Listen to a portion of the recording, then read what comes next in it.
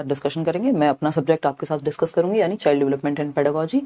First question आपके सामने है और मैथ्स पेडागोजी में एक छोटा सा जो मतलब हम ये कहेंगे एक नोट है कि इससे एक तो डरना नहीं है, इसको नॉर्मल पेडागोजी की तरह ही लेके चलना है।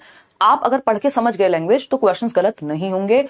एटलीस्ट जिसका मैथ्स भी वीक है ना, वो भी मैथ्स पेडागोजी में 15 में से 10, 11, 12 नंबर तक भी लेकर के आ सकता है। मुश्किल से 2-3 क्वेश्चन ऐसे होते हैं कई बार जो फंस सकते हैं आपके। अदरवाइज थोड़ी सी प्रैक्टिस, मैराथन अगर आपने पहले से देख ली है या मैंने आपको नोट शेयर किए हुए हैं, वो नोट्स पढ़ लिए हैं फ्री, तो आप आराम से 10-12 नंबर लेकर के आ सकते हैं मैथ्स पेडागोजी में। आज का सेशन आपके अंडरस्टैंडिंग को थोड़ा सा बेटर बनाएगा। तो स्टार्ट करते हैं। अलग अलग जवाब आप लोग अलग अलग दे रहे हैं। डी ऑप्शन कह रहे हैं कई लोग, 46% लोग। तो स्टार्ट करते हैं, समझते हैं। क्वेश्चन नंबर 1 कहता है mathematical thinking is based on, यानी जो गणितीय चिंतन है, मैथमेटिकल थिंकिंग है, वो किस पर आधारित होती है। पहला ऑप्शन है प्रोसीजरल फ्लुएंसी, यानी आप प्रोसीजर्स को फॉलो करने में कितने बढ़िया हैं। बच्चा एक्टिव है क्या प्रोसीजर फॉलो करने में, क्या उसका दिमाग एक्टिव है, क्या उसकी थिंकिंग एक्टिव है, उस लेवल पे नहीं है। फिर भी चलो हम आगे बढ़ेंगे। इंट्यूशन एंड ऑब्जर्वेशन, चलिए कुछ हद तक ठीक है बात। फिर आते हैं लॉजिक एंड ऑब्जर्वेशन, कुछ हद तक ठीक है, बट ये ऑब्जर्वेशन मैथमेटिक्स के साथ उतना फिट नहीं हो रहा। और जब हम नेचर ऑफ मैथमेटिक्स एक टॉपिक है पेडागोजी का, जब आप एनसीईआरटी पढ़ते हैं या जो नोट्स आपको दिए हुए हैं, या फिर आप जो एनसीईआरटी ने आपके मैनुअल्स दिए हुए हैं, जिसको हम पोजीशन पेपर कहते हैं, जो एनसीएफ ने दिए हुए हैं, एनसीईआरटी ही देता है बेसिकली। एनसीएफ में बस आपको 2 चीजें पढ़नी है इसमें। एनसीएफ 2005 में जो एक सेक्शन है मैथ्स पेडागोजी का, वो पढ़ लीजिए, और साथ में पोजीशन पेपर एक मैथमेटिक्स का, हर सब्जेक्ट का होता है एक पोजीशन पेपर एनसीईआरटी के द्वारा दिया गया। इन पोजीशन पेपर्स पे ही बेस्ड है पूरा एनसीएफ। तो वो काम आप कर लेंगे तो आपको आराम से चीजें समझ में आ जाएंगी। नहीं करेंगे तो नोट्स पढ़ लीजिए, हम साथ में करते रहेंगे, ठीक है जी। तो अगर हम बात करें तो हमें पता है नेचर ऑफ मैथमेटिक्स, यानी गणित की जो प्रकृति है, या आपने अपने डीएलएड बीएलएड की बुक्स में भी पहला चैप्टर होता है मैथ्स पेडागोजी में जब आपकी क्लासेस चलती हैं, नेचर ऑफ मैथमेटिक्स, यानी गणित की प्रकृति क्या है ना।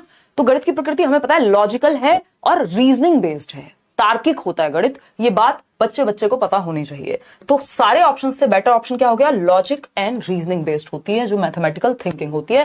तर्कात्मक होती है और विवेचनात्मक होती है, जिसमें लॉजिक लगता है, कोई भी बात हवा में नहीं होती, मान नहीं लिया जाता, 2+2 4 ही होते हैं। तर्क है गणितीय चिंतन में, और लॉजिक है मतलब प्रॉपर तर्क एवं विवेचना पर आधारित होता है, किसी भी ऐसी चीज पर नहीं। इंट्यूशन पूरी तरह से नहीं, कुछ चीजों में, कुछ टॉपिक्स में गणित के इंट्यूशन लग जाएगा, लेकिन पूरा जो नेचर ऑफ मैथमेटिकल थिंकिंग है वो है लॉजिकल और रीजनेबल। तो D option is the right answer और बेस्ट ऑप्शन है बाकी के 3 ऑप्शन से। अगर आप ये कहें बाकी के 3 ऑप्शन चलो बहुत खराब नहीं है या कुछ हद तक हमें सही लग रहा है, लेकिन जो बेस्ट ऑप्शन है वो डी ऑप्शन है, और बेस्ट ऑप्शन ही हमें आंसर दिलाता है जिसमें बच्चे का जो दिमाग है वो सबसे ज्यादा एक्टिव हमें नजर आए। क्वेश्चन नंबर 2 देखिएगा एक बार। क्वेश्चन नंबर 2 क्या कहता है भाई, तो क्वेश्चन नंबर 2 क्या है, कॉमन सेंस से सॉल्व होने वाले सवाल है। वाइल टीचिंग मल्टीप्लिकेशन, यानी जब आप मल्टीप्लिकेशन टेबल पढ़ा रहे हैं बच्चे को, for 4 a teacher has used the multiplication table for 2 in the following वे। तो 4 की टेबल पढ़ाने से पहले 2 की टेबल के माध्यम से समझाने की कोशिश हो रही है, ठीक है ना। तो 4 times 2 is double of 2 times of 2। भाई 2 का पहाड़ा पहले से आता है बच्चे को, तो जब हम उसको समझाने की कोशिश कर रहे हैं तो हम बता रहे हैं कि जब 2 बार 2 आता है तो मतलब ये जो 4 है, 4 times 2 is double of 2 times 2। तो जो उसको आता है ऑलरेडी, उसके बेस पे हम नई नॉलेज बिल्ड करने की कोशिश कर रहे हैं, बात ठीक है। 4 times 3 is double of 2 times 3 and so on. अब 4 के पहाड़े से पहले 3 का पहाड़ा भी आता होगा, तो उसका भी उदाहरण हमने दे लिया कि भाई 4 टाइम्स जो 3 है ना, 4 टाइम्स 3 यानी 12 of 2 is double of 2 times 3 and so on. तो इसी तरह से हम बेसिकली जो बच्चे को आता है उसके आधार पर उसको नई चीजें सिखाने की कोशिश कर रहे हैं। बात सही है या नहीं है, बिल्कुल सही है। अब क्या पूछा क्या है हमसे, इसको देख के डरना नहीं है, हाय रे ये तो गणित चल रहा है। आपको समझना है पूछा क्या है आपसे, पेडागोजी पूछेगा आपसे। The objective of the teacher is to, यानी शिक्षक का उद्देश्य क्या है। हर एक काम का टीचिंग लर्निंग प्रोसेस में उद्देश्य होता है, कुछ आउटकम सेट होते हैं कि भाई ये रिजल्ट आएगा निकल करके।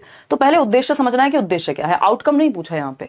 उद्देश्य क्या है इस बात का, शोइंग हिज और हर मैथमेटिकल कॉम्पिटेंसी, टीचर अपनी योग्यता को दर्शा रहे हैं। ये तो एकदम बेकार बात हो गई, क्योंकि टीचर का जो उद्देश्य है कक्षा में सिखाने का, वो अपनी योग्यता को कि कितना मुझे आता है ये मैं यहाँ पे प्रूव करने से कोई फायदा नहीं होगा। इस चक्कर में कई लोग अपनी ईगो में इतना ज्यादा या इधर उधर की चीजें पढ़ाने लगते हैं जिसका पेपर से कोई ताल्लुक नहीं होता, या फिर उस लेवल के लिए वो ठीक नहीं है, वो नीड नहीं है उस क्लास की। तो ये बात भी गलत हो गई। बी ऑप्शन है introduce the concept of double, यानी दुगने की अवधारणा का परिचय दे रहे हैं। पहाड़ी की बात चल रही थी, encourage the student to use mathematical tricks to learn the tables quickly. Trick हो गई क्या ये? नहीं। Use patterns and relationships to develop new concepts using the previous knowledge of students. ये बात हमें पढ़ के ही समझ आ गई थी, मैंने बोल भी दी थी, मुझे पता भी नहीं था फोर्थ ऑप्शन में प्रीवियस नॉलेज लिखा होगा।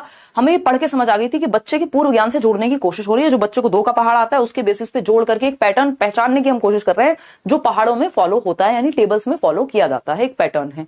तो हमने एक पैटर्न को रिलेशनशिप बिल्ड किया उस पैटर्न का नए कॉन्सेप्ट के साथ जो बच्चे को ऑलरेडी आता था, जो पूर्व ज्ञान है। पूर्व ज्ञान को मैं क्या कहती हूं? नींव है आपकी। जब आप घर बनाते हैं नींव पहले भरी जाती है ना, तो आप जब जो नींव है उसके ऊपर इमारत बनती है, बिल्डिंग जो बनेगी वो नींव के ऊपर बनेगी। ठीक, तो ये नींव है एक तरह से जिसका इस्तेमाल नए कॉन्सेप्ट को सिखाने में किया जा रहा है। और नए कॉन्सेप्ट को कैसे सिखा रहे हैं? ये जो पैटर्न है कि 4 times 2 is double of 2 times of 2, तो ये पैटर्न हम सिखा रहे हैं और रिलेशनशिप जोड़ पा रहे हैं।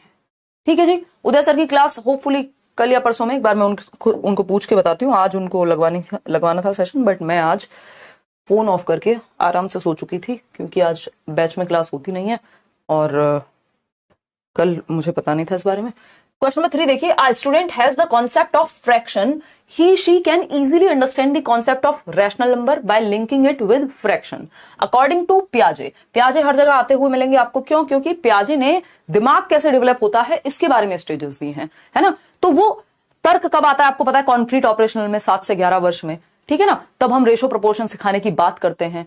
ठीक है बात, तो एक बार जवाब देने की कोशिश कीजिए, फिर हम आगे बढ़ेंगे। रिंकी गुप्ता, ठीक है। ऐसे अलग अलग सब्जेक्ट करते रहेंगे, टेंशन ना लो, पेपर निकलेगा मस्त तरीके से। तो एक छात्र के पास भिन्न की अवधारणा है। फ्रैक्शन समझते हो? समझते हो फ्रैक्शन? नहीं समझते हो मत समझो, क्योंकि ज्यादा नहीं समझना, जो पढ़ लिया उसी का इस्तेमाल करना है, वो उदय सर समझाएंगे। तो एक छात्र के पास भिन्न की अवधारणा है, वह परिमेय संख्या की अवधारणा को भिन्न से जोड़कर आसानी से समझ सकता है क्योंकि उसको फ्रैक्शन का कॉन्सेप्ट आता है। अब वो रैशनल नंबर के कॉन्सेप्ट को रिलेट करके, क्योंकि जुड़े हुए हैं आपस में, कनेक्शन बिल्ड हो जाएगा, तो वो क्या करेगा? सीख लेगा। क्या है प्याजे के कॉन्सेप्ट में अगर हम समझें तो ये कौन सी प्रोसेस है जो इसके लिए रिस्पॉन्सिबल है कि जो हमें आता है उससे कनेक्ट करके हम कुछ और सीख जाएं। यानी ब्रेन में कुछ तो एसिमुलेटेड है, कुछ तो भरा हुआ है, कुछ तो जुड़ा हुआ है हमारे स्कीमा में। बात सही है। स्कैफोल्डिंग, यहाँ कोई हेल्प की बात तो हुई नहीं है, बच्चा कहीं अटक रहा हो, ना वाइगॉस्की की बात हुई है, ना ब्रूनर की बात हुई है जिन्होंने दिया था।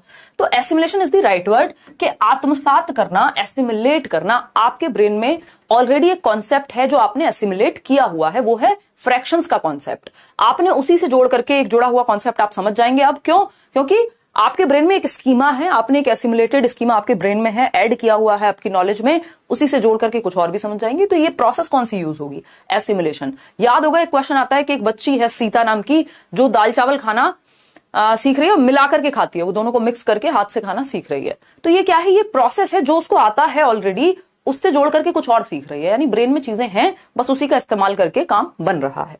तो ये डीकॉम्पोजिशन, डिसेंट्रेशन का यहाँ कोई पॉइंट नहीं है, क्योंकि पर्सपेक्टिव चेंज नहीं करना, उसको डिसेंटर नहीं करना, अलग अलग यूज नहीं देखने किसी चीज के, उससे जोड़ के कुछ सीखना है। तो assimilation is the right answer over here. आगे बढ़ेंगे क्वेश्चन नंबर 4। क्वेश्चन नंबर 4 देखिएगा।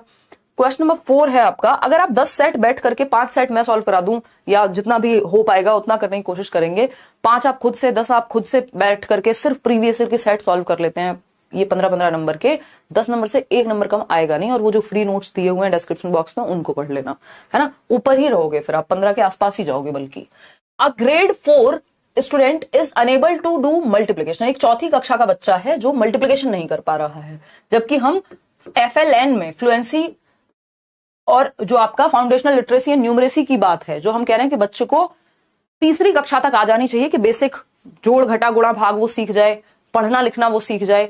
ये आपका नेशनल एजुकेशन पॉलिसी कहती है ना। और कक्षा 3 तक, यानी लगभग 8-9 साल की उम्र तक, 9 साल की उम्र से पहले पहले बच्चे को ये आना चाहिए। लेकिन एक बच्चा है जो चौथी क्लास में आने के बावजूद आपका मल्टीप्लीकेशन उसको नहीं आता, involving 2 digit numbers, 2 digit number का। भाई 2 डिजिट में मुश्किल होती है ना, हो सकता है 1 डिजिट का उसको आता होगा, तो 2 डिजिट नंबर, यानी उसको कहीं 32 गुणा 32 करो तो उसको दिक्कत हो सकती है। ठीक, which of the following can be best adopted by the teacher to help the child learn multiplication of 2 digit numbers. अब टीचर को कौन सी युक्ति का इस्तेमाल करना चाहिए कि वो 2 डिजिट, 2 संख्याओं का गुणा करना उसको सिखा पाए बच्चे को। तो पहला ऑप्शन है, he she should make the student memorise multiplication. अब आपने पेडागोजी इतनी पढ़ ली है, CDP इतनी पढ़ ली है, आपको पता है कि याद कराना, रट्टे लगवाना, ये सब कोई बहुत एक्टिव रखने का तरीका बच्चे को नहीं है। उसे विद्यार्थियों को पहले गुणन सारणी पहाड़े याद करवाने चाहिए, होता है ऐसा। लेकिन अब यहाँ 2 डिजिट की बात हो रही है, तो 2 डिजिट में ऐसा नहीं है कि पहाड़े उसको आते ही नहीं होंगे, है ना भाई। अगर सिंगल डिजिट भी आती होगी तो कुछ पहाड़े आते भी होंगे। तो मुद्दा यहाँ पे याद करवाना नहीं होता कभी भी, सिंपल फंडा ये है। He she should tell the student to use calculator to multiply 2 numbers। तो फिर टीचर का क्या चार डाले वो बेचारा बच्चा, जब उसको कैलकुलेटर से ही हमेशा जो है गुणा करनी है। तो कोई सेंस इस बात का बना नहीं, बच्चा उतना एक्टिव यहाँ नहीं है। बच्चे को सिखाने पे हमें जोर देना है यहाँ पे, ये नहीं है कि बस आंसर आ जाए, ठीक है ना। ठीक बात है, पेडागोजी आसान लगने लगी आपकी वजह से, बहुत बढ़िया अभिलाषा। चलिए आइए, तो अगर हम बात करते हैं सी ऑप्शन की, he she can first help the student with multiplication of single digit number and then use heuristics for 2 digit numbers. यानी वह पहले एक अंकीय संख्या की गुणा करने में विद्यार्थी की मदद करे कि भाई हम प्रीवियस नॉलेज पे जाते हैं ना, हम सीधा 4th फ्लोर पे नहीं जाएंगे, पहले 1st फ्लोर बनेगा या उससे पहले आपकी नींव भरी जाएगी, फिर उसके आधार पे चीजें बनेंगी। तो हम प्रीवियस नॉलेज से कनेक्ट करेंगे, पहले उसको जो सिंगल डिजिट का मल्टीप्लीकेशन है उस पर फोकस करेंगे, उसको हेल्प करेंगे कि वो उसके साथ डील करना सीख जाए। सिंगल डिजिट के साथ जो एक अंक वाली संख्याएं होती हैं कि उसको 3 गुणा 5 करना आ जाए अच्छे से। उसके बाद हम जाएंगे किधर, 2 डिजिट नंबर पर, और कौन से वो फंडे हैं या ह्यूरिस्टिक्स हैं या तरीके हैं, जुगाड़ हैं, जिनके माध्यम से हम 2 डिजिट नंबर को मल्टीप्लाई कर पाएंगे, ये वो सीख पाए।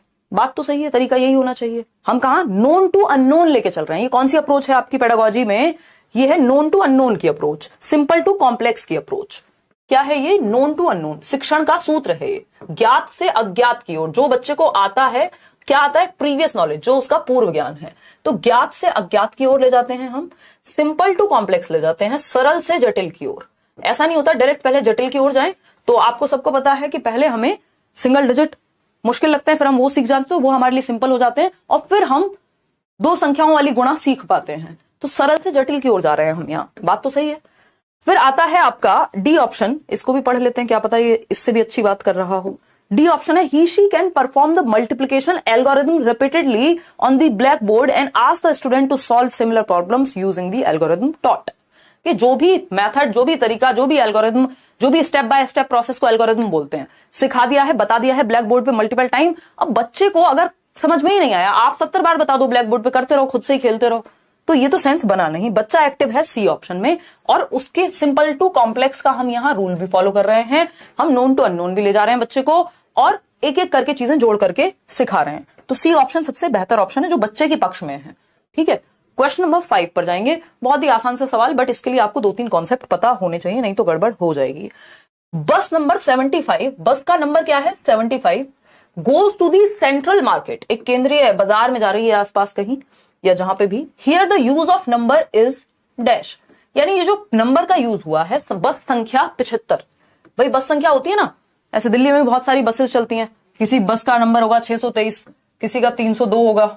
ऐसा 302 तो खैर क्या ही होता होता भी होगा, अब तो मुझे बहुत टाइम हो गया बस में ट्रेवल किए, बट हाँ नंबर्स होते हैं अलग अलग। जो डीटीसी की बसेस हैं, दिल्ली ट्रांसपोर्ट कॉर्पोरेशन की, या ऐसी अलग अलग रोडवेज की बस है, तो उसमें भी कुछ ना कुछ तो होता ही है, जिसके माध्यम से हम मान लेते हैं बस नंबर 75 एक नंबर है, ठीक। अब ये बस नंबर 75 जो है सेंट्रल मार्केट की तरफ जा रही है। ये जो नंबर का यूज है, यानी इस 75 का क्या मतलब है यहाँ पे, ये कार्डिनल है, ये नॉमिनल है, ये ऑर्डिनल है, या ये सीरियल नंबर है बस का, बताइए बताइए फटाफट से। अब इसमें सब गलत जवाब दे रहे हैं, इसमें सब गलत जवाब दे रहे हैं। देखते हूँ कितने लोग सही जवाब दे रहे हैं। सिर्फ 26% लोग सही जवाब दे पा रहे हैं, अदरवाइज 43% लोग सी कह रहे हैं, 13% लोग ए कह रहे हैं। सीरियल नंबर बनी थोड़ा ना सीरीज में बस जो है, सीरियल नंबर तो वो होता है जिस क्रम संख्या में कोई भी चीज बनी होती है ना। तो अगर हम बात करें यहाँ पे, तो ये ऑर्डिनल नहीं होगा, सी ऑप्शन जितने लोग कह रहे हैं, ये नॉमिनल नंबर है एक, जो उस बस को नंबर दे दिया गया है। जैसे 623 कुछ उस बस की संख्या नहीं है, वो लेबल कर दिया गया है जिससे पहचान पाए, अंकित है ये, है ना। वो अंकित मूल्य पढ़ते थे, विराट कोहली की जर्सी पे अगर 18 लिखा हुआ है, तो ऐसा थोड़ी विराट कोहली का कुछ 18 मतलब कुछ कहीं कोई ऑर्डर बन रहा है टीम में, 18 तो प्लेयर भी नहीं होते हैं अगर देखा जाए तो ये क्या, या एमएस धोनी की हम बात करें तो 7 नंबर उनको दे दिया गया है ना। सचिन तेंदुलकर की जर्सी बहुत फेमस है 10 नंबर, या ऐसे और भी बहुत सारे एग्जांपल्स हो सकते हैं। तो वो लेबल के लिए है, उसका अपने आप में कोई ऐसा महत्व नहीं है कि वो 10 लोग के बारे में बात हो रही है या क्रम के बारे में बात हो रही है। ऑर्डिनल में तो क्रम होता है। बस नंबर 75 का मतलब ये नहीं कि वो एक क्रम में लगी हुई बस है, वैसी बात नहीं हुई। हो सकता है वो आगे खड़ी हो, पीछे खड़ी हो, ये जस्ट एक लेबलिंग नंबर दिया गया है। तो तो ये क्या हुआ, अंकित नंबर हुआ या अंकित संख्या हुई, नॉमिनल नंबर। अगर हम कार्डिनल की बात करते हैं तो कार्डिनल बताता है कि कोई चीज कितनी है, कि 12 लोग। अब ये 12 लोग, जो 12 नंबर है वो कार्डिनल हो गया यहां पे, कि टोटल कितनी संख्या है किसी चीज की, 12।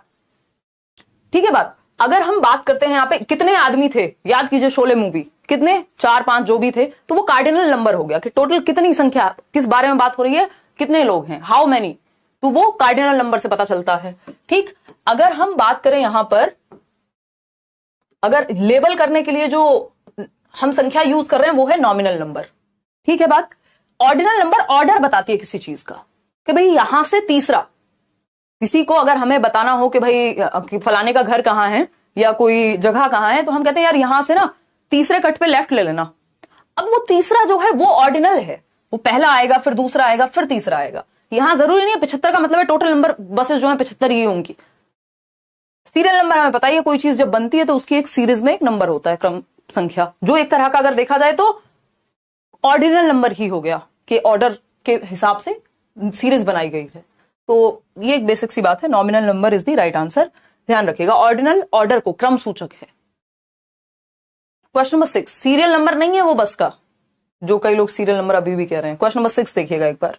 क्वेश्चन नंबर 6 क्या है, when asked to numerically represent the number 402। ये क्वेश्चन हर बार आता है पेडागोजी में, बस थोड़ा सा घुमा फिरा करके पूछ लेता है। ठीक है जी। अगर हम बात करें, 402 लिखने को कहा गया बच्चे को, है ना, कक्षा 5 के एक विद्यार्थी को जब 402 लिखने को कहा गया तो वह 4002 लिख देता है ना, 4002 लिख देता है। उसी प्रकार 608 लिखने को कहा गया तो 6008 लिख देता है, एक जीरो एक्स्ट्रा चल रही है। ठीक है ना। इस भ्रांति का सर्वाधिक उपयुक्त स्पष्टीकरण क्या है, ये जो मिसकॉन्सेप्शन बन गया है बच्चे के दिमाग में, इसको कैसे ठीक करें। हम सबने बचपन में ये गलतियां की हैं भाई। पेडागोजी आपको पढ़ के समझना है कि बच्चे को सिखाना कैसे है। पहला ऑप्शन है the child is simply careless. बच्चे में कमी नहीं ढूंढनी होती, पहली बात ये। हमारे मेथड में कुछ कमी रही होगी या किसी कॉन्सेप्ट में कोई कमी रही है, इसका मतलब ये नहीं है कि बच्चे में कमी रही है। हर एक बच्चा क्रिएटिव है, क्यूरियस है, और क्या है, एबिलिटी टू लर्न के साथ जन्म लेता है। ये चाइल्ड सेंटर्ड एजुकेशन, जो आपकी बाल केंद्रित शिक्षा है, वो मानती है। कंस्ट्रक्टिविस्ट अप्रोच भी इसी को मानेगी, रचनावादी भी। तो ये तो गलत हो गया। The child is simply writing the number as he she hears it. उसको जैसा सुन रहा है वैसा वो लिख रहा है। अब 402 सुन रहा है और 4008 लिख रहा है, या 4002 लिख रहा है, तो ये तो सेंस नहीं बना, है ना। द चाइल्ड हैज, इसका मतलब है कहीं ना कहीं कॉन्सेप्चुअल अंडरस्टैंडिंग में प्रॉब्लम है। The child has not fully understood the place value system. हमेशा ये क्वेश्चन घुमा फिरा के आपको देखने को मिलता है कि क्या गड़बड़ है भाई, प्लेस वैल्यू नहीं समझ पा रहा है बच्चा, कि इकाई धाई जो आपका जो 1 10 100 1000 जिसको हम बोलते हैं, इकाई धाई सैकड़ा, हजार, 10,000, वो वाला कॉन्सेप्ट जो प्लेस वैल्यू का कॉन्सेप्ट है, वो नहीं समझ पा रहा बच्चा। तो हम ये कहेंगे साधारणतः बच्चा वही लिखता है, वो तो गलत बात हो गई। बच्चे को स्थानीय मान प्रणाली की पूर्ण समझ नहीं है, अभी वो क्लियर नहीं हो पा रहा इस कॉन्सेप्ट को लेकर के, जो प्लेस वैल्यू का कॉन्सेप्ट है, कि प्लेस वैल्यू से सारी कहानी बदल जाएगी। जो चीज 402 थी, एक जीरो एक्स्ट्रा लगते ही वो 4002 बन गई। तो ये प्लेस वैल्यू के कॉन्सेप्ट में बच्चों को दिक्कत है, इसलिए मिसकॉन्सेप्शन हो रहा है। फिर भी डी ऑप्शन चेक करेंगे। The child lakhs intelligence and mathematical knowledge. बच्चे में तो बुद्धि की ही कमी है। अब ये सेंसलेस बात हो गई। एज अ टीचर आपको ऐसी बात कभी नहीं करनी कि बच्चे में तो बुद्धि की कमी है, गणितीय ज्ञान की कमी है। अरे ये सब गलतियां, एरर्स जो हैं, पार्ट ऑफ लर्निंग है। त्रुटियां होना साधारण सी बात है, सामान्य सी बात है, प्राकृतिक सी बात है। अगर मैं कहूं गलतियां, कोई कभी गलती ही नहीं करता हो तो वो थोड़ा प्रॉब्लमेटिक बात है। तो यहां स्थानीय मान की समझ में उसको कंफ्यूजन है, कॉन्सेप्ट अभी क्लियर नहीं है। C option is the right answer. Question number 7 देखिएगा एक बार, ये क्या पूछता है। क्वेश्चन नंबर 7 कहता है a teacher gives the formula to find the area of a rectangle. भाई रेक्टेंगल आयती बोलते हैं ना हिंदी में, तो एक रेक्टेंगल का एरिया फाइंड आउट करने को टीचर ने कहा है, एक फॉर्मूला बताया है। ठीक है ना। Ask the children to find the area of different rectangular cutouts the teacher is using. एक क्वेश्चन इस तरह का भी आता है, ऑफलाइन में भी आता था, ऑनलाइन में भी आता है। बेसिकली क्या होता है कि आपको याद होगा 2018 में एक क्वेश्चन आया था कि एक टीचर ने राइट एंगल ट्राइंगल के 4 शीट्स बांट दी बच्चों में, यानी पहले क्या उदाहरण पेश किया, बाद में रूल की तरफ गए हैं, है ना। किशन चौहान बहुत बढ़िया, बताइए एक बार फटाफट से। तो हम यहां पे क्या हुआ है, पहले एक टीचर ने फॉर्मूला दे दिया सीधा सीधा, हमारे लिए इजी हो गया, है ना। a प्लस बी का होल स्क्वायर, या रेक्टेंगल की बात करें l इंटू बी बता दिया, या वॉट जो भी एरिया के बारे में, कुछ भी हो सकता था। लेकिन मुद्दा क्या है यहाँ पे, गणित नहीं पूछा आपसे पूछा क्षेत्रफल का फॉर्मूला पहले बता दिया, और अब बच्चों को बाद में उसको अप्लाई करके अलग अलग रेक्टेंगुलर शेप्स का एरिया निकालने को कहा गया है। फॉर्मूला से हम एग्जाम्पल की तरफ जा रहे हैं, रूल से एग्जाम्पल जा रहे हैं। फॉर्मूला क्या होता है, एक रूल होता है जो सभी के लिए सेम होगा।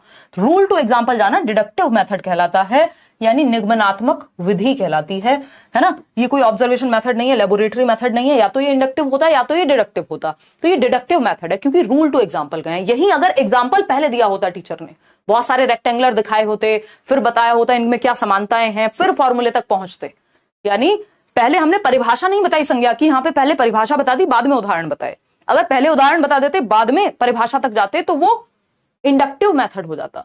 तो यहां पे सिंपली लिख सकते हो इंडक्टिव मेथड बोले तो एग्जाम्पल टू रूल, उदाहरण से नियम की ओर जाना। वहीं अगर हम डिडक्टिव की बात कर रहे हैं तो यहां रूल टू एग्जाम्पल जाना, यानी नियम से उदाहरण की ओर जाना। इसमें गलती कर देते हैं जबकि ये इतना आसान क्वेश्चन है, ठीक है ना। तो ये बेसिक बात हमें ध्यान में रखनी है। 2 मिनट लेकर के हम इसको थोड़ा सा समझ भी लेते हैं। इंडक्टिव और डिडक्टिव कहीं भी पूछा जा सकता है। ये दोनों अप्रोचेस देने का जो श्रेय है एक्चुअल में वो जाता है अरस्तु को, यानी एरिस्टोटल को, ठीक है ना, एक यूनानी दार्शनिक।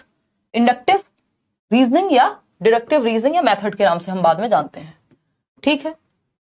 इसमें मैंने शायद एक बहुत पुरानी वीडियो आपको मिल जाएगी व्हाइट बोर्ड वाली। डिडक्टिव मेथड, निगमनात्मक विधि, ये हर सब्जेक्ट में यूज हो जाती है, चाहे आप ग्रामर पढ़ रहे हो, व्याकरण यानी कि, चाहे आप कोई और सब्जेक्ट पढ़ रहे हो, ठीक है ना। तो यहां पे हम इसको आगमन विधि, किसको, इंडक्टिव मेथड को शांति से समझेंगे। 15 ही क्वेश्चन है आज, ज्यादा क्वेश्चन नहीं, छोटी रहेगी क्लास क्योंकि 15 ही क्वेश्चन का सेट करेंगे। ऐसे सेट आप 10-12 लगा लेंगे, आपकी पेडागोजी इतनी बढ़िया हो जाएगी कि आप पेपर में 15 में से 10-12 नंबर कम से कम ले आए। यदि कुछ टेढ़े मेढ़े क्वेश्चन भी आ गए 2-3 थियोरी बेस्ड, आगमन विधि और ये है आपका निगमन विधि। क्या है ये, निगमन विधि। क्लियर है बात भाई। ग्रामेटिकल चीजों में या गणित में डिडक्टिव मेथड काफी यूज होता है।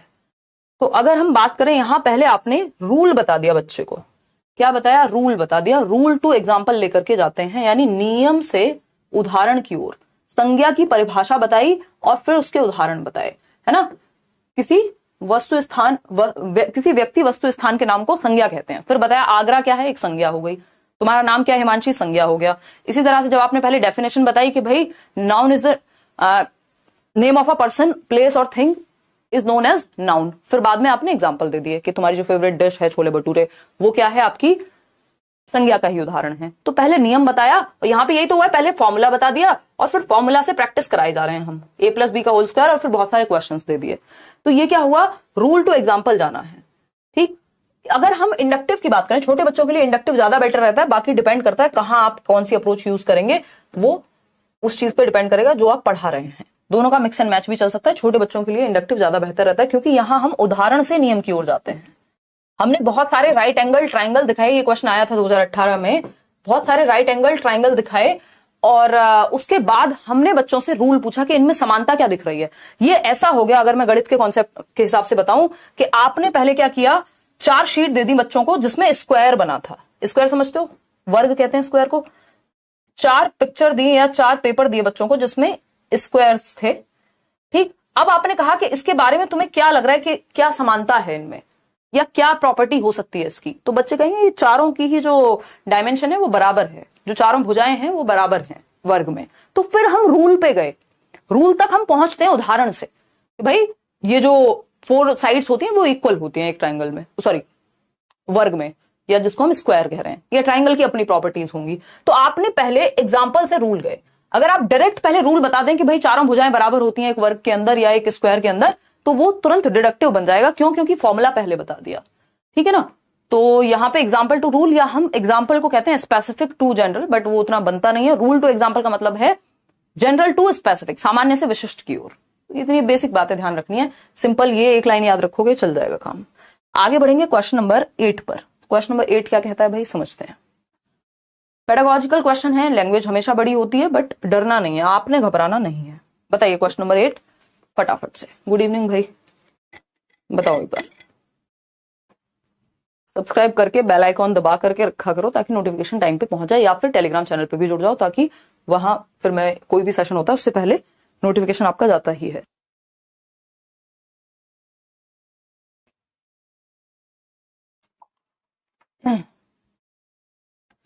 Hello friends, this is Himanshi and welcome to let's learn. Tarun कह रहे हैं, अच्छा ठीक है तरुण। कुछ लोग रोज इतने कमेंट करते हैं कि पता नहीं नजर भी आ जाता है, और कई लोगों का कभी कमेंट नहीं पढ़ा जाता। इसमें मेरा कोई अपराध नहीं है, ये रैंडम होती हैं चीजें,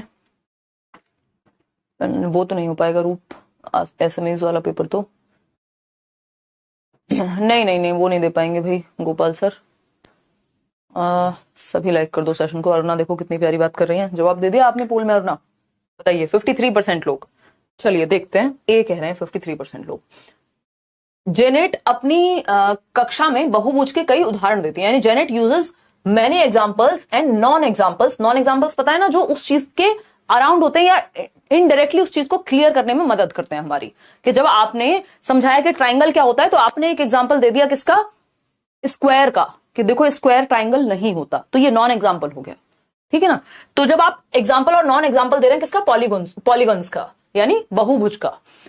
In her class, she uses mathematical vocabulary and engages the students in discussions. यानी बच्चे एक्टिव हैं क्योंकि चर्चा में इन्वॉल्व कर रही हैं teacher.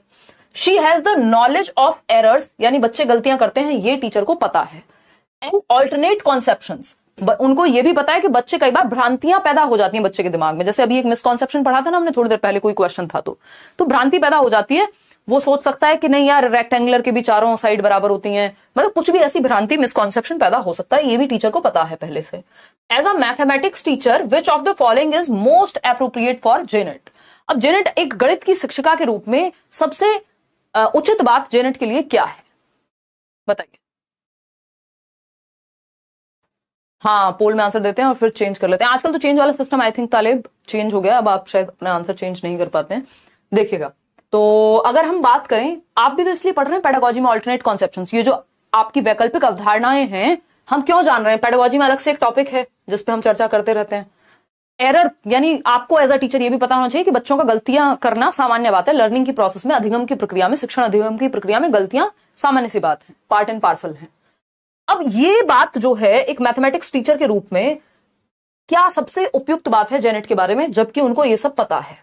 She has pedagogical content knowledge, यानी उन्हें शिक्षा शास्त्रीय विषय वस्तु का ज्ञान है, जैसे आप पढ़ रहे हैं अभी, है ना, कि पेडागोजी स्पेशली पढ़नी है, नहीं तो सीटेट क्लियर नहीं हो पाएगा। जिसको पेडागोजी नहीं आती उसका सीटेट नहीं हो सकता, है ना। रटने से तो सिर्फ नहीं काम चलेगा, कुछ ना कुछ फंडे तो दिमाग में रखने पड़ेंगे। तो पेडागोजी क्या है, science of teaching, art of teaching, पढ़ाते कैसे हैं, वो उस चीज का शास्त्र पेडागोजी है, कि पढ़ाने का शास्त्र एक तरह से, शिक्षण शास्त्र इसीलिए कहते हैं उसको। तो इनको नॉलेज है कि बच्चे गलतियां भी करते हैं, बच्चे ऑल्टरनेटिव कॉन्सेप्शंस या भ्रांतियां भी बच्चों में पैदा हो जाती हैं, और वो एग्जाम्पल और नॉन एग्जाम्पल दोनों दे रही हैं ताकि बच्चे को और ज्यादा क्लियर हो जाए कि जब वो बर्ड के बारे में बता रही हैं तो वो बता दें कि ये हेलीकॉप्टर है और ये बर्ड नहीं होता। जब वो स्क्वायर के बारे में बता रही हैं या पॉलीगन के बारे में बता रही हैं तो उन्होंने और भी शेप्स दिखाई कि देखो ये पॉलीगन से कैसे अलग हैं। तो ये नॉन एग्जाम्पल होता है कि कैसे अलग है, ठीक। She has only subject matter knowledge, भैया ये एरर का कॉन्सेप्ट, ऑल्टरनेटिव कॉन्सेप्ट या एग्जांपल्स और नॉन एग्जांपल्स यूज करना, ये पेडागोजिकल कॉन्सेप्ट है। ये सिर्फ गणित में नहीं, हर सब्जेक्ट में लागू होते हैं, हर सब्जेक्ट को पढ़ाने में लागू होते हैं। तो ऐसा नहीं है सब्जेक्ट मैटर की ही नॉलेज है। She has understanding of mathematical errors, यहां पे लिखा है कि मैथमेटिकल एरर, ये तो इन जनरल बच्चे हर सब्जेक्ट में गलतियां कर सकते हैं, भ्रांतियां हर सब्जेक्ट में पैदा हो सकती है, कंफ्यूजन हर सब्जेक्ट में पैदा हो सकती है, एग्जाम्पल्स हर सब्जेक्ट में दिए जाते हैं। डी ऑप्शन है, शी हैज करिकुलर नॉलेज। तो ऐसा थोड़ी सिर्फ पाठ्यक्रम की ही वो बात कर रही है कि जो पाठ्यक्रम में वही पढ़ा पाएंगी। इस अप्रोच से जिसको पढ़ाने का ज्ञान है वो कुछ भी पढ़ा सकता है, पढ़ाने का तरीका अगर किसी को आता है तो ये बात तो सही है। तो A option is the right answer, उसे शिक्षा शास्त्रीय विषय वस्तु का ज्ञान है, यानी टीचर जो है जेनेट को she has pedagogical content knowledge, पढ़ाने के फंडे पता है, साइंस ऑफ टीचिंग पता है, तो अच्छी पेडागोजिकल स्किल है टीचर की। A option is the right answer. Question number 9 देखिए एक बार फटाफट से। क्वेश्चन नंबर 9 कहता है इन अ कंस्ट्रक्टिविस्ट क्लासरूम, एक रचनावादी कक्ष। याद कीजिए आपका एनसीएफ भी रचनावाद को फॉलो करता है, आपकी नेशनल एजुकेशन पॉलिसी भी, यानी रचनावाद क्या कहते हैं, प्याजे, वाइगोस्की, ब्रूनर, ये सब रचनावादी हैं जो कहते हैं बच्चे को एक्टिव रखो, मीनिंगफुल लर्निंग होनी चाहिए, अर्थ निर्माण होना चाहिए, ठीक है ना, ठीक है। हाँ सही है शिवानी शर्मा, बिल्कुल। देखिए जवाब दीजिए, 72%, 71% लोग ए दे रहे हैं जवाब। चलिए देखते हैं। तो एक कंस्ट्रक्टिविस्ट क्लासरूम में जहां नॉलेज को कंस्ट्रक्ट किया जाएगा, बच्चे को एक्टिव रखा जाएगा, अब mathematics teacher can improve the teaching and learning process by, एक संरचनावादी कक्ष में गणित का एक शिक्षक शिक्षण एवं अधिगम प्रक्रिया में सुधार कैसे कर सकता है, बच्चों को और ज्यादा एक्टिव रख के। रिफ्लेक्टिंग ऑन क्लासरूम प्रैक्टिसेस, यानी कक्षाई प्रक्रियाओं पर मनन करके कि आज मैंने क्या पढ़ाया, क्या सही हुआ, कहां बच्चों को कंफ्यूजन हुई, अगली बार कौन सा बेहतर उदाहरण दिया जा सकता है, एग्जाम्पल कौन सा और बेटर यूज किया जा सकता है, बच्चों को ज्यादा एक्टिव कैसे रखा जा सकता है, इस चीज पे मेटाकॉग्निटिव परासंज्ञानात्मक क्षमताएं वो यूज कर रही हैं, मेटाकॉग्निटिव एबिलिटीज यूज कर रही हैं, रिव्यू कर रही हैं, प्लान कर रही हैं, रिफ्लेक्ट कर रही हैं, मेरी टीचिंग लर्निंग में क्या चेंज आना चाहिए और बेहतर कैसे बनाऊं। हर दिन का एक प्लानिंग होती है टीचर की। तो ये बात एकदम सही है कि यहाँ पे रचनात्मकतावाद फॉलो हो रहा है, क्योंकि बच्चे को सेंटर में रखा जा रहा है। Giving more questions for practice, सिर्फ अभ्यास के लिए ज्यादा प्रश्न दे देना, अब ये तो रिफ्लेक्ट करके पता चलेगा ना कि कमी कहां है या बेहतरी की जरूरत कहां है, इंप्रूवमेंट की जरूरत कहां है। अब सीधा बस प्रैक्टिस, हर चीज का इलाज प्रैक्टिस, ऐसा नहीं होता। सर का दर्द है तब भी डॉक्टर पेट दर्द की दवाई दे, हार्ट अटैक आया किसी को तो उसमें भी पेट दर्द की दवाई दी जा रही है, तो वैसी बात हो गई, हर चीज के लिए प्रैक्टिस करा दो बस। Focusing only on summative assessment, summative assessment essay, ये होता है जजमेंट के लिए, अंत में होगा। और टीचिंग लर्निंग प्रोसेस के एंड में जो आप सबमिटिव हाफ ईयरली या ईयरली एग्जाम देते हैं और सीधा आपको पता चल जाएगा इतने % आपने अचीव किया है। जबकि फॉर्मेटिव असेसमेंट ज्यादा बेटर है, उसमें फीडबैक मिलता है और वो during the process of teaching learning होता है। मतलब जैसे अभी आप साथ में पोल भी दे रहे हैं, मैं साथ में डिस्कशन भी कर रही हूं, तो टीचिंग लर्निंग प्रोसेस के बीच में चल रही है ये चीज या साथ में चल रही है, इसको फॉर्मेटिव असेसमेंट कहेंगे, रचनात्मक आकलन। जबकि आप पेपर फाइनल देकर के आएंगे, वहां पे एक बार में ही कहानी खत्म है, समेटिव असेसमेंट है वो। तो समेटिव असेसमेंट कोई सही तरीका नहीं है, रचनावादी कक्षा कक्ष ये नहीं मानता कि लास्ट में बस नंबर में डिवाइड कर दो। Identifying bright students and preparing them for competitive examinations, रचनावाद ये नहीं कहता कि कुछ बच्चों को तो निकाल लो और उनको कॉम्पिटिटिव एग्जाम के लिए प्रिपेयर कराओ क्योंकि वो ब्राइट हैं और बाकी बच्चों को छोड़ दो। रचनावाद तो बच्चे की क्या है, यूनिकनेस पे जाएगा। थोड़ा फास्ट कराइए, चलिए ठीक है फास्ट कराइए, बहुत जल्दी में है। जो लोग पेडागोजी से डरते हैं, स्पेशली मैथ्स पेडागोजी से, उनको और डरा दें। तो कक्षाई प्रक्रियाओं पे रिफ्लेक्ट करेगी टीचर, मनन करेगी, चिंतन मनन करके, और फिर आगे क्या चेंज हो सकता है। टीचर क्या है, फैसिलिटेटर है। रचनावाद में टीचर सुविधादाता है। क्वेश्चन नंबर 10 देखिएगा एक बार, क्वेश्चन नंबर 10 देखिए। क्वेश्चन ज्यादा नहीं है, 15 क्वेश्चन आने हैं, तो उनको अच्छे से डिटेल में कर लेंगे तो नुकसान नहीं होगा, फायदा ही होगा।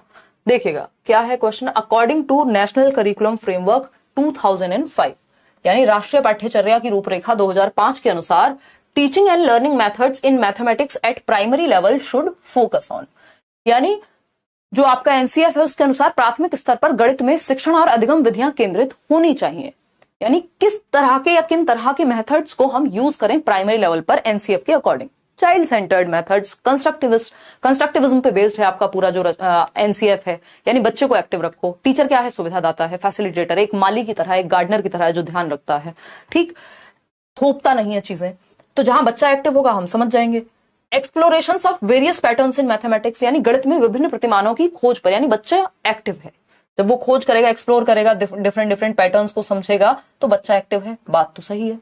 Developing the skills of estimation and approximation among learners, शिक्षार्थियों में अनुमान एवं सन्निकटन के कौशलों के विकास पर ध्यान दें कि भाई अप्रोक्सीमेशन पता हो, उसको 0.5 लिखा है तो इसका मतलब ये होगा, है ना। एक बेसिक स्किल्स एस्टिमेट करने की चीजों को आ जाए गणित में, चलो जरूरी है।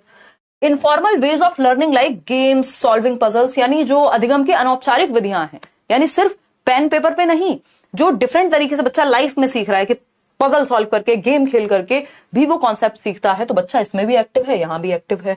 रिगरस प्रॉब्लम सॉल्विंग, देखो प्रॉब्लम सॉल्विंग तक बात सही थी, वो भी प्रॉब्लम सॉल्विंग किस लेवल पे कह रहे हैं, प्राइमरी लेवल पे। अंतहीन प्रॉब्लम सॉल्विंग, बस समस्या समाधान कराओ रात और दिन, ये वैसी सी बात हो गई। रिगरस प्रॉब्लम सॉल्विंग सही उत्तर नहीं है ना। तो डी ही यहां सिर्फ नेगेटिव है, और एबीसीडी का तो वैसे भी हमारे पास ऑप्शन नहीं है, तो आंसर जो है एबीसी हो जाएगा, सिंपल। क्योंकि परिशुद्ध समस्या समाधान, यानी सिर्फ समस्या समाधान पे हार्डकोर फोकस कर रहे हैं प्राइमरी लेवल पे, जब आपको बच्चे को एक्टिव रखने पे फोकस करना है। अभी वो इतना बड़ा समस्या समाधान करता नहीं बन गया है, तो रिग्रेस नहीं लिखा होता तो एक बार को फिर भी इंक्लूड कर लेते, या फिर चारों ऑप्शंस होते तब भी ऐसा नहीं, मुझे नहीं लगता कि लोग फिर रिग्रेस वर्ड अपने आप हटा देते। आपसे दुश्मनी तो है नहीं, तो C option is the right answer over here. आगे बढ़ेंगे, क्वेश्चन नंबर 11 देखिएगा। क्वेश्चन नंबर 11 देखिएगा, तो ये भी क्वेश्चंस आजकल देख रहे हैं आप, इस तरह के कॉम्बिनेशन वाले क्वेश्चंस आते हैं। ये क्वेश्चंस इजी होते हैं बट कई लोग कंफ्यूज हो जाते हैं इसमें। Which of the following are the various structures associated with the concept of division? भाग याद कीजिए, है ना। संबंधित विभिन्न, किससे संबंधित, विभाजन से संबंधित। जो डिवीजन है आपका, भाग देना है ना। 32 को भाग देना है किससे, 6 से, ठीक। बताइए, तो इसके लिए कौन सी संरचनाएं बच्चे को या संकल्पनाओं से उसको परिचित होना चाहिए? तो पहला है ऑर्डरिंग, यानी 1 2 3 4, रेशो, इक्वल शेयरिंग या रीअरेंजिंग। बी ऑप्शन 53% लोग जवाब दे पा रहे हैं, B and C. B and C, बहुत बढ़िया। कितने लोग? 53% लोग, बहुत बढ़िया, मन खुश कर दिया आपने आज, इतनी भी उम्मीद थी नहीं, क्योंकि इस तरह के क्वेश्चंस में कई लोग कंफ्यूज होते हैं। देखो आपको 2 ऑप्शन हटाने पड़ेंगे यहाँ पे, क्योंकि ओनली बी का सेंस नहीं बनता कि ऐसा नहीं है ना बाकी ऑप्शंस गलत हैं। और डिवीजन में तो होता ही है, इक्वल शेयरिंग का कॉन्सेप्ट बच्चों को नहीं पता होगा। भाई हम ऐसे ही तो पढ़ाते हैं कि 4 चीजें हमारे पास और 2 लोग हैं, तो कैसे बांटे कि बराबर बढ़ जाए, तो इसके लिए हम डिवीजन का कॉन्सेप्ट यूज करते हैं। तो डिवीजन में या भाग में इक्वल शेयरिंग की तो जरूरत पड़ती ही है, समान संभागी ये आता ही है। जब भी हम डिवीजन का कॉन्सेप्ट लाते हैं तो हम इसी तरह से ऐसे ही वर्ड प्रॉब्लम्स फेंकते हैं बच्चों के सामने, जिससे हम इंट्रोड्यूस कर पाए किसको? डिवीजन के कॉन्सेप्ट को। बात तो सही है। और किस रेशो में बांटे? रेशो भी भाग में आता ही है, जुड़ा हुआ कॉन्सेप्ट है बिल्कुल, तो ये बात तो सही है। ऑर्डरिंग का कॉन्सेप्ट यहाँ पे क्रम में लगाना, जब हम डिवीजन तक गए तो ये हम वैसे भी मान रहे हैं कि इतना उसको आता होगा, ठीक है ना। रीअरेंज करना वो यहाँ पे मुख्य बात नहीं रह जाती, तो बी और सी ज्यादा अप्रोप्रिएट है, हमें छोड़ना पड़ेगा ए और डी को, ठीक। तो B option is the right answer. आगे बढ़ेंगे क्वेश्चन नंबर 12 पर। ये क्या कहता है भाई? क्वेश्चन नंबर 12 कहता है development of numeracy skills does not imply, यानी जो संख्यात्मक ज्ञान है बच्चे का, या संख्याई कौशल के विकास का अर्थ क्या नहीं है। नॉट पूछा है आपसे, है ना। वो फाउंडेशनल लिटरेसी एंड न्यूमरेसी की हम बात कर रहे थे कि बच्चे को बेसिक संख्यात्मक ज्ञान होना चाहिए। बताइए एक बार फटाफट से बताइए क्या जवाब सही होगा। नोट्स तो आपको कान्हा मिले हुए हैं ऑलरेडी, मैंने डिस्क्रिप्शन बॉक्स में टेलीग्राम पे भी पिन किए हुए हैं। फ्री नोट्स हैं वो 5 सब्जेक्ट के, पढ़ लो एक बार उनको देख करके, ठीक है जी। आज सारे ठीक जा रहे हैं, बहुत बढ़िया ललित यादव। देखिए बी ऑप्शन कितने लोग कह रहे हैं? 74% लोग। चलिए समझते हैं। संख्याई कौशल के विकास का अर्थ नहीं है, आपको एक नेगेटिव ऑप्शन चूज करना पड़ेगा। Knowledge about numbers and number operations, संख्याओं और संख्याओं की प्रक्रियाओं के बारे में ज्ञान होना, बिल्कुल हम कहेंगे किसका क्या है ये? एक न्यूमरेसी के बारे में, संख्यात्मक जो समझ है आपकी उसके बारे में बात है। Understanding about numbers as well as shapes, आपको नंबर्स और शेप्स के बारे में आइडिया हो, चलो ठीक है, ये बात भी, बच्चा एक्टिव भी है और नंबर्स के बारे में जानकारी आना होगा। रोट मेमोराइजेशन, बस मिल गया आपको जवाब। Rote memorisation of counting numbers, ये रटना तो कभी भी हम कहते ही नहीं है कि हमारे किसी भी पढ़ाने के मेथड में आना चाहिए कि हम रटवा रहे हैं, मेमोराइज करवा रहे हैं, रिकॉल करवा रहे हैं बच्चे को, रिप्रोड्यूस करवा रहे हैं मियर इन्फॉर्मेशन को, है ना। Skills required for handling data in real life, ये सारे बढ़िया हैं, लेकिन रोट मेमोराइजेशन गलत है, और जो गलत है वही सही है क्योंकि पूछा ही गलत है। तो C option is the right answer over here. Question number 13 देखेंगे और देखते हैं कि क्या पूछा है क्वेश्चन नंबर 13 में। देखते हैं। एट प्राइमरी स्टेज यानी प्राथमिक स्तर पर mathematics text books include a variety of poems, stories and patterns, which of the following describes the most appropriate reason for this as per the NCF 2005?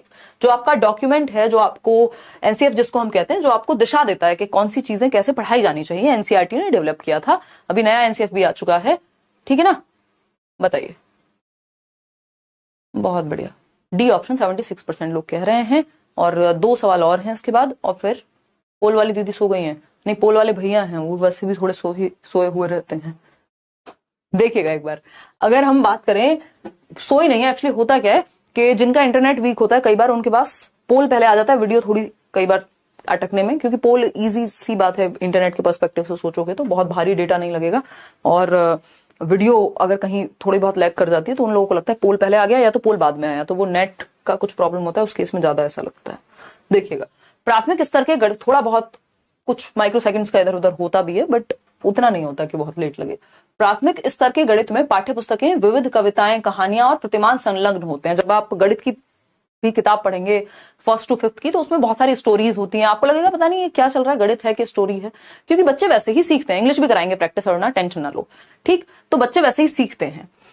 अब कौन सा रीजन एप्रोप्रिएट है NCF के according ये इंक्लूड करने का, कि हमने मैथ्स में स्टोरीज वगैरह इंक्लूड की हैं, word problems and all, to make mathematics class less boring for the children. चलो बात तो ठीक है, लेकिन और बेटर ऑप्शन चूज करने की कोशिश करेंगे। To develop the vocabulary of children, बच्चों की शब्दावली तो भाषा से भी विकसित हो सकती है, गणित में ही कहानियां डाल के सीखेंगे।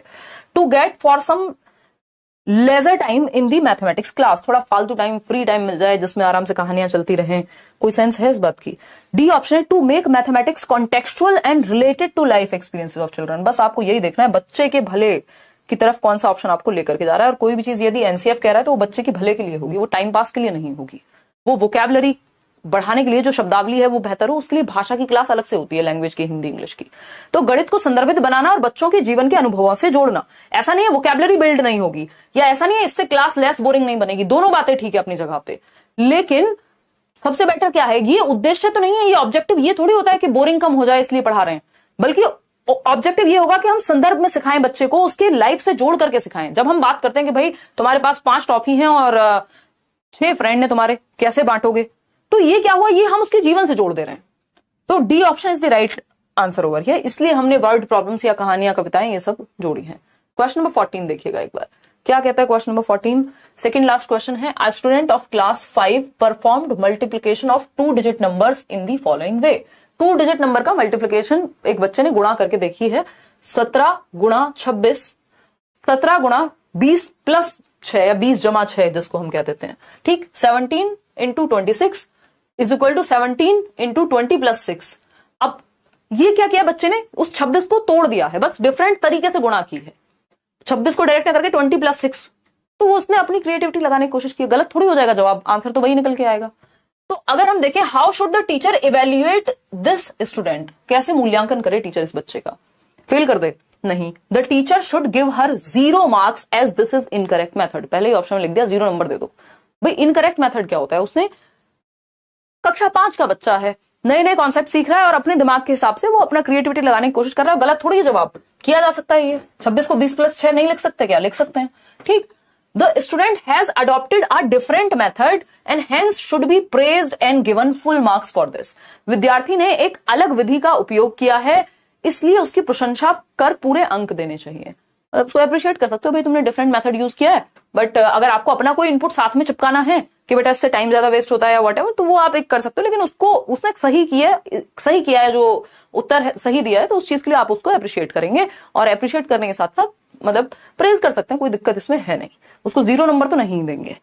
The teacher should deduct some marks for adopting a different algorithm. यही तो होता है, हम यही तो एक्सपेक्ट करते हैं कि बच्चा फिर अपनी अभिव्यक्ति भूल जाता है, फिर वो उतना ही लिखता है जैसा मेरे टीचर ने कराया, बस उतना ही लिखना है मुझे, कुछ भी अलग किया तो मैडम नंबर नहीं देंगी, यही होता है स्कूल्स में। डी ऑप्शन है, अगर अलग किया है और सही लिखा है तो कोई दिक्कत नहीं है, डिफरेंट मेथड हो सकता है, किसी बात को कहने का डिफरेंट तरीका भी हो सकता है, ये बात लैंग्वेज में भी लागू होगी, यहां भी लागू होगी। द टीचर शुड डिडक्ट नहीं, the teacher should tell the student to use the same method as taught in the classes. इसी की तो बात कर रही थी मैं, कि सेम नहीं कि मेरी टीचर ने तो ऐसे कराया, मैं इसको ऐसे लिख ही नहीं सकता, है ना। तो मेरे मामा जी टीचर थे और पूरी प्राइमरी एजुकेशन मतलब उन्होंने बहुत बढ़िया एक बेस बनवा दिया था मेरा, और ये मुझे याद है कि तो मैं एक डिफरेंट स्कूल में पढ़ती हूँ, वो भी पढ़ाते हैं बढ़िया से सारे सब्जेक्ट्स, और क्वालिफाइड हैं प्रॉपर, इतने साल से पढ़ा रहे हैं। अब वो मुझे अगर बचपन में बताते थे कि बेटा इसको ना ऐसे भी कर सकते हैं, या हम, मेरे को वो चीज समझ में आ गई है, लेकिन मुझे डर क्या है, मैं कहूंगी नहीं मेरी टीचर नंबर नहीं देगी मेरे को, तो वो बोलेंगे अच्छा कैसे नहीं देगी, मैं बात कर लूंगा या वॉट एवर, मतलब गलत नहीं है अगर कोई चीज तो ये हमारे अंदर होता है। क्यों? क्योंकि हमें ये सिखा दिया गया है कहीं ना कहीं कि teacher should tell the student to use the same method as taught in the class, कि जिस मेथड से पढ़ाया गया उसके अलावा कुछ भी इधर उधर गया नंबर गया आपका, तो ये गड़बड़ है, ये सही तरीका नहीं है। B option is the only right answer, के अलग मेथड यूज करने के लिए या किसी बात को अलग तरीके से कहने के लिए यदि सही जवाब है तो जवाब नंबर मिलने ही चाहिए, और एप्रिसिएशन भी मिलना चाहिए कि बच्चे ने क्रिएटिविटी का इस्तेमाल करने की कोशिश की है। क्वेश्चन नंबर 15 देखिएगा, as per NCF 2005 position paper on mathematics. Position paper की बात हो रही है, अभी हम थोड़ी देर पहले बात भी कर रहे थे पोजीशन पेपर की। एनसीईआरटी पोजीशन पेपर पब्लिश करता है, एनसीईआरटी की वेबसाइट पे भी मिल जाएंगे, वैसे जरूरत पड़ेगी नहीं अगर हम बैचेस में हैं, या हम यूट्यूब पे भी आपने अगर मैराथन वगैरह देख लिए हैं, सारे सेशंस देख लिए हैं, नोट्स बना लिए हैं, एक्स्ट्रा पढ़ना नुकसानदायी नहीं होता, बट अगर समय है तो पढ़ सकते हो। तो गणित पर राष्ट्रीय पाठ्यचर्या रूपरेखा 2005 के आधार पत्र के अनुसार लोक कलन विधि, यानी किसकी बात हो रही है, एल्गोरिथम, वो भी कौन सा, folk algorithm, can enrich the child's perception of mathematics, what is meant by folk algorithm, यानी लोक कलन विधि का मतलब क्या है। हाँ, पहला ऑप्शन है an algorithm develop to recite folk songs. Folk लिख दिया, इसका मतलब हमें लगता है कि लोक का मतलब ये नहीं है कि जो लोक गीत की ही बात हो रही होगी, फोक सॉन्ग्स की ही बात हो रही होगी, बेसिकली जो चलन में है उस जगह पर या देश में या व्हाटएवर लोगों में। तो यहाँ पे ये तो गड़बड़ हो गया, सिर्फ सॉन्ग के बारे में थोड़ी बात हो रही है। An algorithm used in ancient times, एक ऐसा एल्गोरिथम जो प्राचीन काल में इस्तेमाल में आता था, अब नहीं आता है, ऐसा तो नहीं है। ट्रेडिशनल कल्चरल एंड उसको हम वैदिक मैथमेटिक्स कह देते तो ज्यादा बेटर होता, ये ऑप्शन अगर बात हो रही होती तो। Traditional cultural and social activities यानी सांस्कृतिक एवं सामाजिक गतिविधियां, जी नहीं, गणित के परिप्रेक्ष्य में बात हो रही है।